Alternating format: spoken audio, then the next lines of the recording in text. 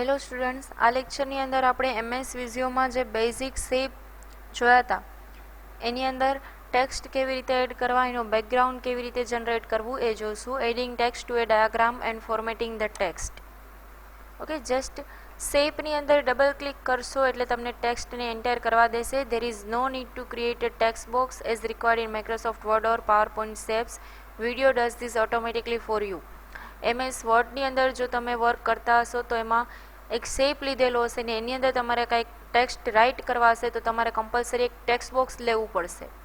જે વસ્તુ અહીંયાથી રિમૂવ થઈ જાય છે. MS વિઝિયોની અંદર કોઈ પણ શેપની અંદર ડબલ ક્લિક કરશો એટલે ઓટોમેટિકલી તમને લેવા દેશે, ટેક્સ્ટ રાઇટ કરવા દેશે.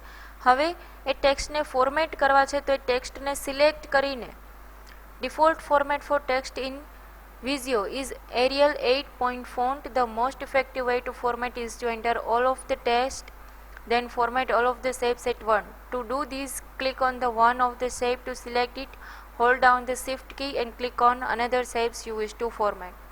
એક કરતાં બધા શેપના ફોન્ટને તમારે એકસાથે ફોર્મેટ કરવા છે. ઓકે, તો એના માટે બધા શેપને એકસાથે સિલેક્ટ કરીને તમે એ વસ્તુ કરી શકો છો. જોઈએ આપણે અહીંયાથી વિઝિયો રાઇટ કરશો એટલે વિઝિયો 2013 ઓપન થશે. ત્યાર પછી ક્રિએટ ઉપર ક્લિક કરશો એટલે અહીંયાથી બેઝિક શેપ આવી જશે. ઓકે, અહીંયાથી લઉં છું સર્કલ. આ રીતે અહીંયાથી તમે ડિઝાઇન સિલેક્ટ કરશો એટલે જે ફિલ્ડ સર્કલ આવતું તો એ રિમૂવ થઈ જશે. ઓકે, અહીંયાથી ત્યાર પછી હવે એની અંદર ટેક્સ્ટ એન્ટર કરવા માટે આ શેપની ઉપર ડબલ ક્લિક કરીશ એટલે એ ઓટોમેટિકલી રાઇટ કરવા દેશે. કે અહીંયા સપોઝ ટેક્સ્ટ લખું છું હેલો. બાય ડિફોલ્ટ એરિયલ 8 એની સાઇઝ અને એનું ફોર્મેટ હશે. એ સિવાય જો તમારે ચેન્જ કરવું છે તો અહીંયાથી તમે ચેન્જ કરી શકો છો. કે એનો કલર પણ અહીંયાથી તમે ચેન્જ કરી શકો છો.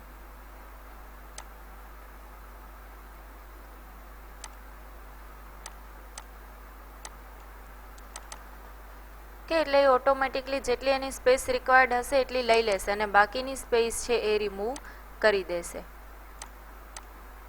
કે અહીંયા બારે ક્યાંય પણ ક્લિક કરશો એટલે ઓટોમેટિકલી એની રિક્વાયર્ડ સ્પેસ લઈને રિમૂવ થઈ જશે. હવે એ સિવાય સપોઝ હું અહીંયા બીજા બે શેપ એડ કરું છું. ઓકે, બંનેની ડિઝાઇન આ રીતે રાખું છું. અગેન એક શેપ ઇન્ક્લુડ કરું છું. કે હવે આ બધાની અંદર કંઈક ને કંઈક હું કેરેક્ટર લખું છું. આની અંદર બી, જ્યારે આની અંદર સી.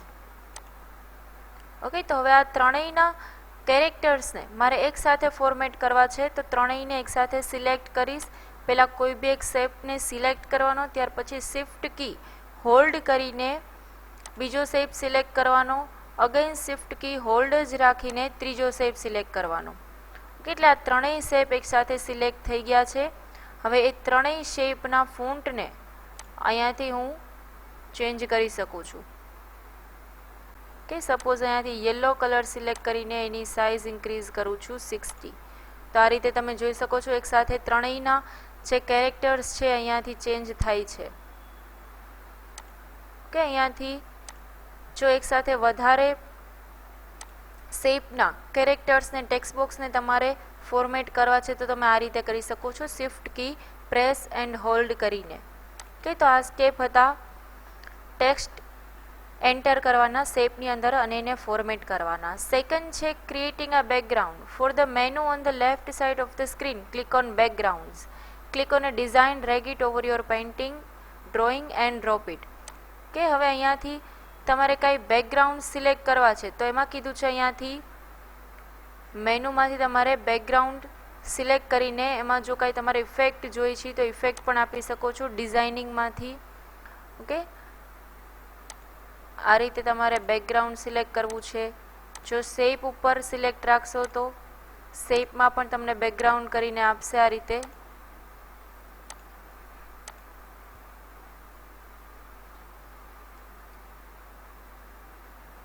ઓકે, ડિઝાઇનિંગ અહીંયા બેકગ્રાઉન્ડ પણ છે. જો તમારે બેકગ્રાઉન્ડ કાંઈ આમાંથી સિલેક્ટ કરવા છે તો એ પણ કરી શકો છો. કે આ રીતે બેકગ્રાઉન્ડ પણ આવી જશે. અહીંયાથી ડિઝાઇનિંગ સિલેક્ટ કરી શકશો અને અહીંયાથી બેકગ્રાઉન્ડ સિલેક્ટ કરી શકશો. જો તમારે બેકગ્રાઉન્ડમાં કોઈ કલર ફિલ કરવો છે તો કલરના પણ ઓપ્શન્સ છે અહીંયાથી, કે આ રીતે કલર પણ એનો ચેન્જ કરી શકો છો. જો તમારે બોર્ડર્સ એન્ડ ટાઇટલ્સ લેવા છે તો આ રીતે તમે ટાઇટલ પણ લઈ શકો છો, કે આ રીતનું ટાઇટલ પણ એડ થઈ જશે. બાય ડિફોલ્ટ અહીંયા ડેટનું ટાઇટલ આવશે, એ પણ તમે અહીંયાથી ચેન્જ કરી શકો છો, કે આ રીતે બ્લેન્ક ટાઇટલ આવે તો એમાં પણ તમે કંઈ પણ કેરેક્ટર એન્ટર કરી શકો છો, કે એટલે અહીંયાથી બેકગ્રાઉન્ડ્સ, બોર્ડર્સ, લેઆઉટ, પેજ જો તમારે લેવા છે અહીંયાથી તો એ પણ તમે સિલેક્ટ કરી શકો છો, કે આ રીતે. તો અહીંયાથી આપણે જોઈ ગયા કે બેકગ્રાઉન્ડ કેવી રીતે એડ કરવું. જો તમારે બેકગ્રાઉન્ડમાં કોઈ ઇમેજ એડ કરવી છે તો એ પણ તમે અહીંયાથી કરી શકો છો. બેકગ્રાઉન્ડ કલર, કે અહીંયાથી નો ફિલ, મોર કલર્સ, કસ્ટમાઇઝ કંઈ તમારે કલર કરવા છે RGB તો એ પણ અહીંયાથી ક્રિએટ કરી શકો છો, કે તો આ રીતે બેકગ્રાઉન્ડ્સ અને એની ડિઝાઇન્સ પણ તમે સિલેક્ટ કરી શકો છો, કે આ રીતે. જો તમારે બેકગ્રાઉન્ડની સાઇઝ વધારવી છે, ડાઉન કરવી છે તો એ પણ અહીંયાથી તમને પ્રોવાઈડ કરશે. ઓકે, તો અહીંયા આપણે જોઈ ગયા background. Modifying the colour scheme. Right click on your workspace and select colour schemes. The colour scheme menu will open. Select a scheme for the menu and click apply. Preview different color schemes, then select OK when you find one you like.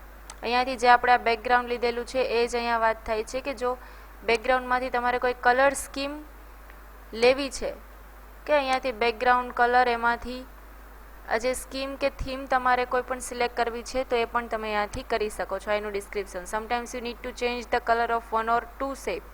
For impact to do this, select the shape you wish to change, then click on print bucket tool located in the formatting toolbar. કે visual drawing can be, કે હવે અહીંયાથી તમે એકસાથે આ બે શેપને select કરો છો અને એ બે શેપના તમારે કોઈ એના સિવાયના બેકગ્રાઉન્ડ્સ જોઈ છે તો એ પણ તમે અહીંયાથી લઈ શકો છો, કે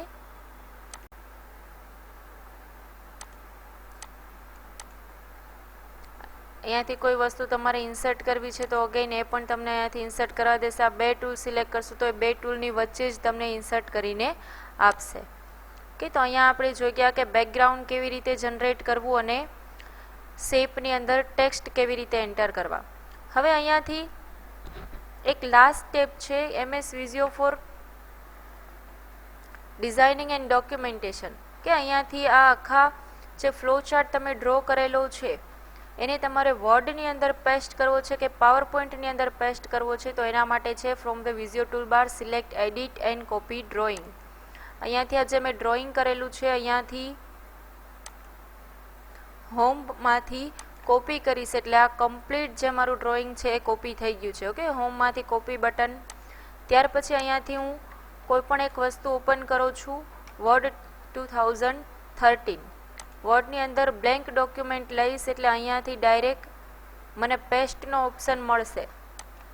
પેસ્ટ કરીશ એટલે મારું કમ્પ્લીટ ડોક્યુમેન્ટેશન જે ડાયાગ્રામ બનાવેલો હતો એ complete diagram, title, theme, background, formatted text અને શેપ સાથે મને પ્રિન્ટ કરીને આપશે.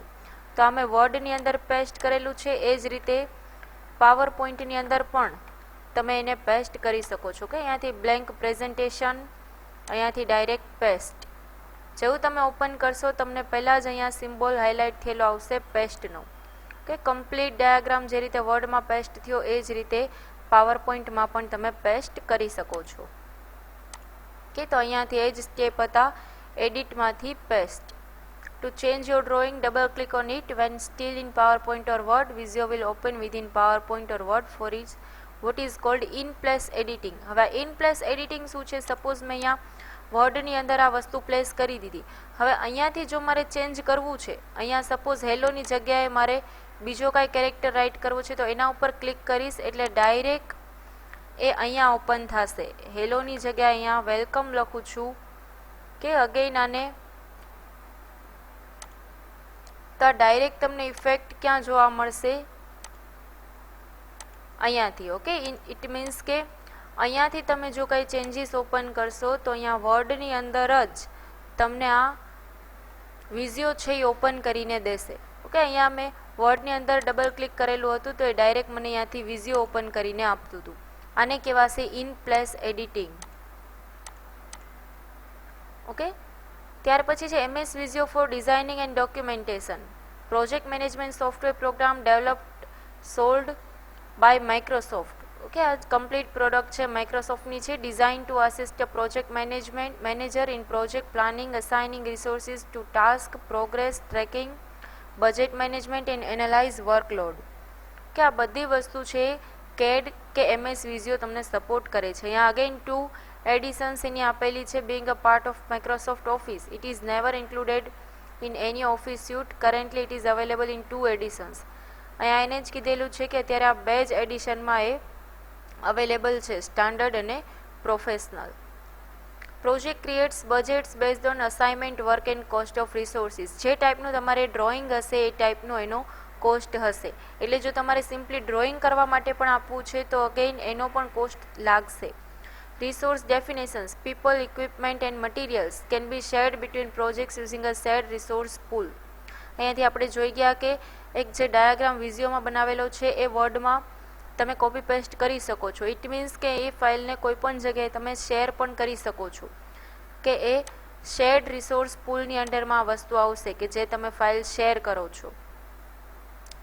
Each resource can be assigned to multiple tasks in multiple plans and each task can be assigned multiple resources. એક સાથે તમે ઘણા બધા રિસોર્સ પણ એડ કરી શકો છો. This makes Microsoft project unsuitable for solving problems of available materials, constrained production. આના લીધે જે કંઈ તમારે ડિસ્ક્રિપ્શનના પ્રોબ્લેમ્સ હતા એ બધા સોલ્વ થઈ જશે. એ સિવાયનું જે તમારે રાઇટિંગ્સ હતું એ પણ ઘટી જશે અને complex facility that produces physical goods કે જે મેનેજ કરવાની છે કોમ્પ્લેક્સિટી એ પણ અહીંયાથી તમારે ઇઝી થઈ જશે. Application creates critical path schedules and critical chain and event chain methodology. Third party advance also R available.